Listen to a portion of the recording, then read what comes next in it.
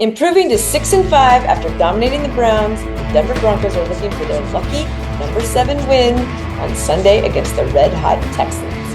Hey Broncos country, I'm Lori Lattimore-Volkman, and this is the Roundup.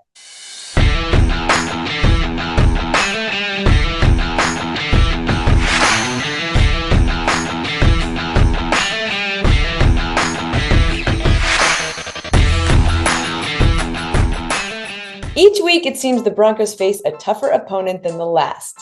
But each week, they're answering the bell on offense, defense, and special teams. Last week, Russell Wilson and the running backs posted 169 yards on the ground and 2 rushing TDs. And then he passed for another 134 yards and 1 passing TD. Perhaps my favorite stat, he only took 1 sack. Russell bounces around, tries to gain some ground, now throws the ball on the run. Ball is caught by Mims, and Mims is going to be inside the 30 with the first down. He brings Mims in motion. He keeps it again, running to the right side. Wilson leaps into the end zone, touchdown! Meanwhile, Garrett Bowles manhandled Myles Garrett. Not to be outdone, the Broncos defense continued terrorizing offenses with more takeaways. This time, creating 3 fumbles, 2 in the fourth quarter. And the Browns will go for it here. Fumbles the snap, and the Broncos have the ball. They run the flea flicker again, and he fumbles the football, and the ball is loose, and I think the Broncos have it at the 20-yard line. There's another turnover by this Broncos defense. The defense also sacked the Browns QB 4 times. An impressive day all the way around. But now Denver needs to travel to Houston and do it all over again. But this time, against a much more powerful offense. It's unusual what he's accomplishing as a rookie. That's not normal. You know, it's a good team. It's a team that has played well this year, and they're playing with confidence. Playing with confidence and a little swagger, as rookie QB C.J. Stroud is playing way above his pay grade. The former Ohio State quarterback has passed for over 3,000 yards, thrown 19 touchdowns, and only 5 interceptions. And he's led his team to big wins over the Steelers, Jags, the Bucks, and the Bengals. Stroud's got some room! Touchdown! Plus, he leads the NFL for 20-plus yard passes at 54. Stroud buying time, taking a deep shot. Tank Dell is down there, and it's caught! Defensive coordinator Vance Joseph will once again have his hands full with a high-octane offense. It's been amazing to watch. I mean, this guy's playing like a veteran. His poise, obviously, it's on point. You know, I mean, the pressure doesn't bother him. 4-man rush, 3-man rush. I mean, he is playing at a high level this week. I mean, it's a high-flying offense. But stopping the run is always on the Broncos' to-do list. And that proved successful for the Jags last week as they kept the Texans running backs to just 36 yards. The quarterback is playing at a high level, but he's got some skill around him. They got some young skill and Collins and those guys and Dell.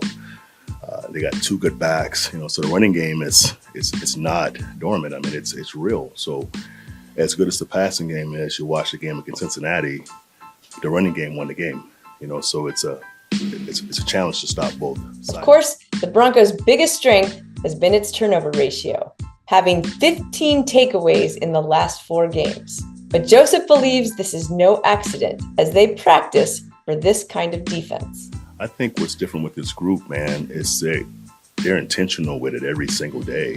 You know, you have teams you coach and you kind of coach taking the ball away, you know, punching the ball, ripping the ball out. But these guys are intentional with it, even in practice, you know. No one goes by an opportunity to get the ball. You know, even as a pass rusher, if they win, they want the elbow, they want the ball. You know, that's what we've taught forever. But some teams take to it and some teams don't. But this team has. But still, Stroud has protected the ball well, and the defense is going to have to work extra hard to take it away. What I see on tape is I mean, if a guy's open, he's going to hit him. You know, and that's QB 101. I mean, his accuracy is special. And so is winning. And everyone in Dove Valley and across Broncos country would like to keep doing it. Pat Surtain believes they're up for the challenge. Yeah, it just makes it more challenging. And, you know, we're up to the challenge as a defense, knowing that they're a pass-first team. They're looking to operate, you know, through the pass first. And, you know, when you got games like that, you know, everybody's locked in and ready to go. Offensive coordinator Joe Lombardi added that the Broncos offense are going to have to play mistake-free because the Texans play fundamentally sound defense. I think they're a real solid defense. One of those coaches you have a lot of respect for. Fundamentally, his defenses are always really solid. I mean, they just generally don't beat themselves. They play hard. It's a scheme that's not complex on first and second down, but it doesn't make it easy to go against, because they do know what their strengths are, and any defense they call, they know where their weaknesses are, and they know how to kind of compensate for those weaknesses. They know how you're going to try to attack them. He's always been a challenging guy to go against. If there's a weakness on the Texans defense, it's against the pass. So this might be the game we watch Wilson air it out to Sutton, Judy, Mims, Johnson, you name it. And of course, look for Mims to continue his special teams prowess as he leads the NFL in both kick and punt returns. Woohoo!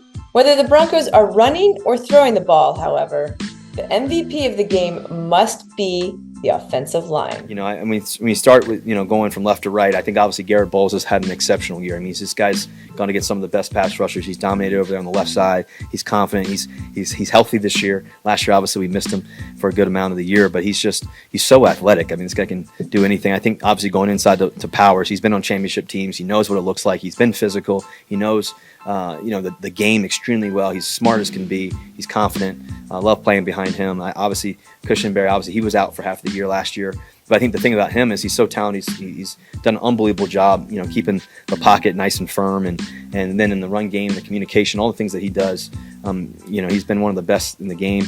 Obviously, Big Quinn, he's been throwing guys left and right, been throwing guys out of the club, out of the bar, left and right. I mean, I don't know. I mean, I think he was probably squatting 700 something today. But he's just so talented, and he works at it every day. He loves the game. Obviously, Big McGlinchey, I mean, he's so athletic as well. He's got 6'8", looks like he can play tight end. I think he did play tight end before. I mean, he's athletic. He's got long arms. He's smart as can be. He's a leader. He's one of our captains, obviously. He comes from a championship pedigree.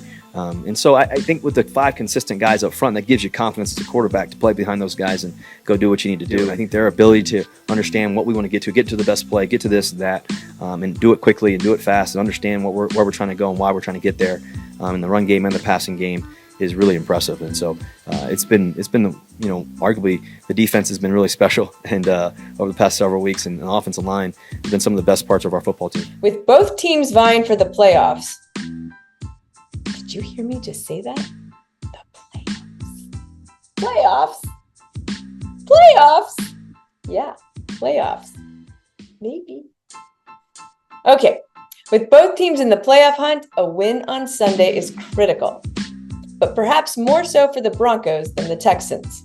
A win Sunday gives the Broncos a 64% chance of making the playoffs, but a loss drops that percentage to 21. The way this team is going to win, regardless of scheme or offense or defense, is to continue playing with the confidence and belief they've been playing the last 5 weeks. When you get going, it's their team. We're all a part of it, but this season, the players begin to hold each other accountable. They begin to play for each other. It's one of the great traits that you see is when they don't want to let each other down in their play, and I think that's a really good trait for any team to have. Okay, Broncos country, we've earned this. Let's ride.